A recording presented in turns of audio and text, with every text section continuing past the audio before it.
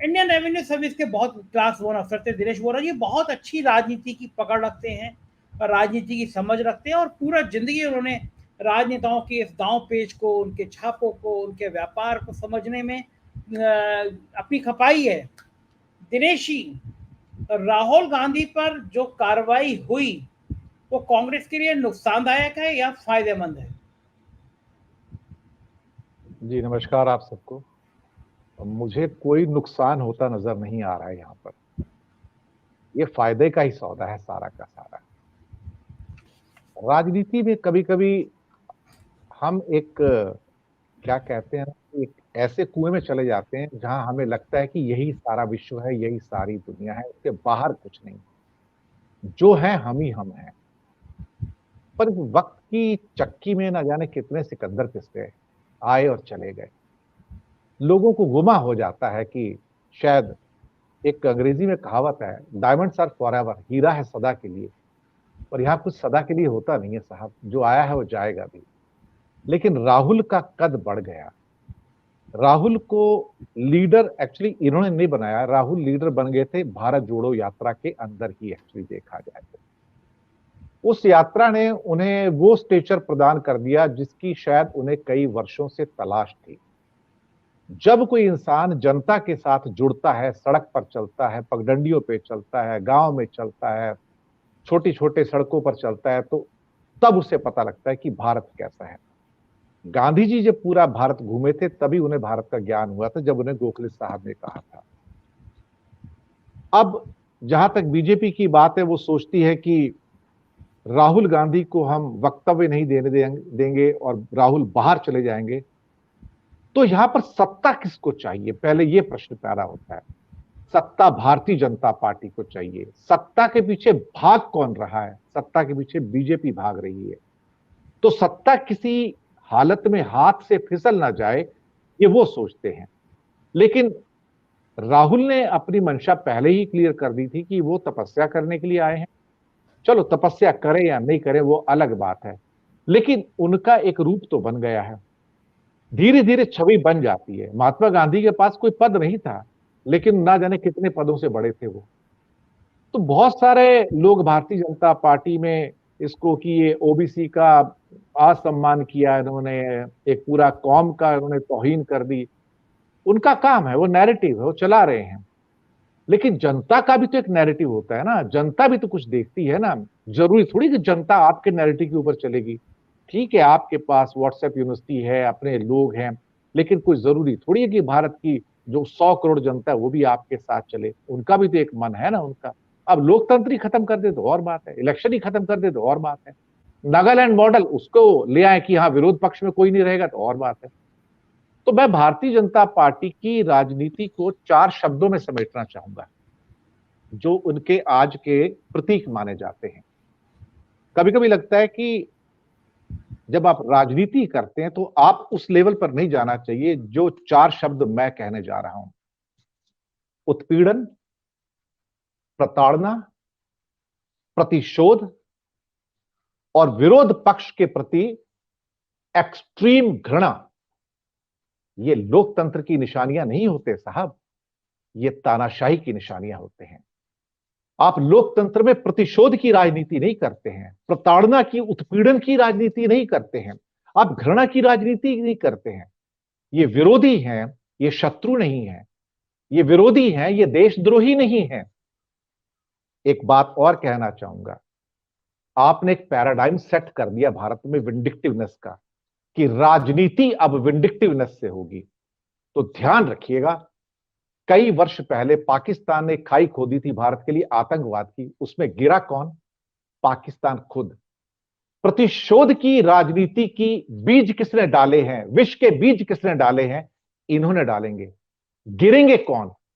राहुल गांधी को नहीं पता था कि जिस ऑर्डिनेंस को फाड़ रहे हैं और जिसके बाद में अमेंडमेंट होकर 2 साल आता है वो उन्हीं को ही खा जाएगा। चलिए वो तो आई गई बात हो गई, लेकिन आज जो बीज ये डाल रहे हैं, एक दिन इसी कुएं के अंदर ये खुद गिरेंगे। मुझे कोई हैरानी नहीं होगी बाद में कभी कोई सरकार होगी तो आपको आधी बीजेपी जेल में मिलेगी। आप देख रहे हैं इस बात को। ये जो बीज बो रहे हैं, अगर बोया पेड़ बबूल का तो आम कहां से खाए। आपने एक शुरुआत तो कर दी है, पैराडाइम सेट कर दिया है। पैराडाइम सेट करना आसान है, लेकिन आप ये भूल गए कि हर पैराडाइम के परिणाम है, कॉन्सिक्वेंसेज हैं। राजनीति में बोलना भी संभल कर चाहिए, करना भी संभल कर चाहिए। कब इधर के लोग उधर आके बैठ जाएं और सत्ता कब विपक्ष में चली जाए, कुछ नहीं पता। हर व्यक्ति अटल बिहारी नहीं होता है, ध्यान रहे इस बात का। लेकिन आज जो आप कर रहे हैं कि मुकदमा आता है, रात को आप ओम बिरला साहब से, सभापति अपना अध्यक्ष से मिल लेते हैं, मीटिंग होती है और बुलेट ट्रेन से भी ज्यादा की तीव्र गति से एक आदेश आ जाता है कि आप डिस्क्वालीफाई होते हैं। हो सकता है आप उनको डिस्क्वालीफाई कर दें संसद से, पर आप उनकी आवाज को तो दबा नहीं सकते। एक बात को ध्यान रखिएगा, घायल शेर ज्यादा खतरनाक होता है, वो ज्यादा डैमेज कर सकता है बाहर जाके। और अभी कर्नाटक का इलेक्शन सामने है, आप देखिएगा अभी ये 1 साल तक, मैं आज जो कहने जा रहा हूं, इस 1 साल में आप गाली गलौज की नई ऊंचाइयां देखेंगे, प्रतिशोध की नई ऊंचाइयां देखेंगे, उत्पीड़न और प्रताड़ना की भी नई ऊंचाइयां देखेंगे। भारतीय राजनीति में बदलता हुआ प्रसंग, एक नया पैराडाइम देखेंगे जो आज तक कभी नहीं देखा था। डिसेंसी खत्म हो गई राजनीति में आज से, ये समझ लीजिए। जो थोड़ा बहुत यहां पर नागरिक सम्मान था या थोड़ा बहुत जो आत्मीयता थी, सौहार्द था, समाप्त कर दिया इन लोगों ने।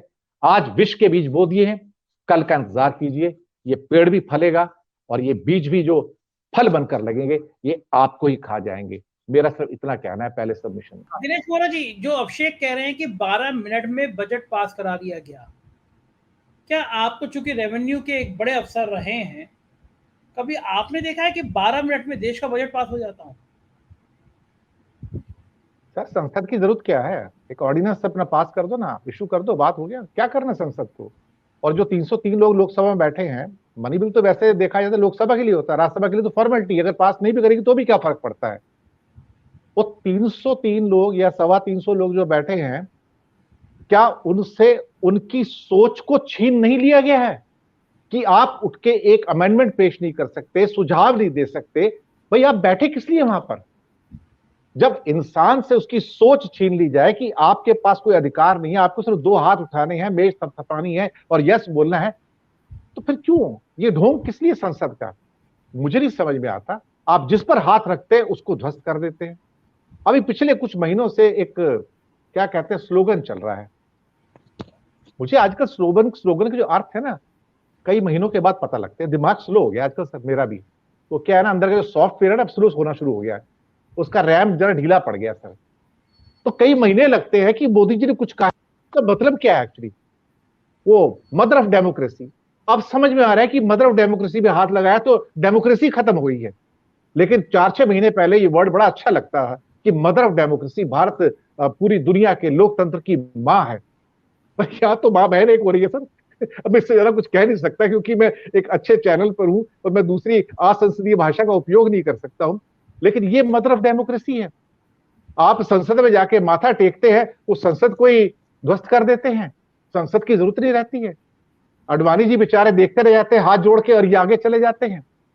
तो देखिए, लोकतंत्र जो है ना, ये समाप्त हो चुका है।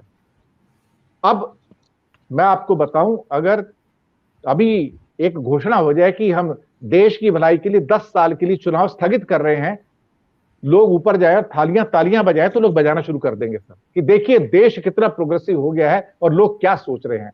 ये मनोस्थिति है हमारी आज की तारीख में।